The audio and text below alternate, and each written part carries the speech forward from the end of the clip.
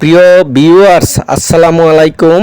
আমি আজকে আছি মুরাদনগর উত্তরপাড়া রামচন্দ্রপুর রোডে নতুন বিদ্যুৎ কেন্দ্রটির সামনে। আজকে আপনাদেরকে দেখাবো এই বিদ্যুৎ কেন্দ্রের ভিতরে কি কি আছে, এখানকার পরিবেশটা আপনাদের মাঝে তুলে ধরবো। সাথেই থাকুন, এখানকার দৃশ্যটা কেমন লাগতেছে। চলেন যাই এটার ভিতরে প্রবেশ করি। আজকে আপনাদের দেখাবো এটার ভিতরে কি কি আছে। আমি এখন বিদ্যুৎ কেন্দ্রটির ভিতরে ঢুকবো।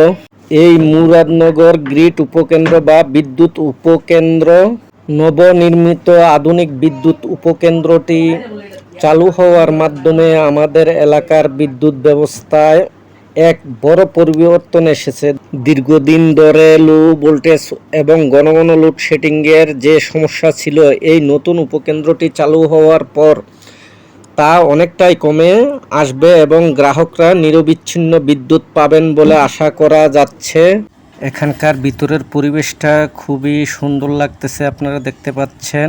উপকেন্দ্রটি নিয়ে কিছু গুরুত্বপূর্ণ তথ্য: কাজের বিবরণ, আধুনিক প্রযুক্তি সম্পূর্ণ ট্রান্সফরমার এবং প্যানেল বোর্ডের সমন্বয়ে এই সাবস্টেশনটির কাজ সম্পূর্ণ করা হয়েছে। এর মাধ্যমে পুরো এলাকার বিদ্যুৎ লোড নেওয়ার ক্ষমতা বহুগুণ বেড়ে গেছে।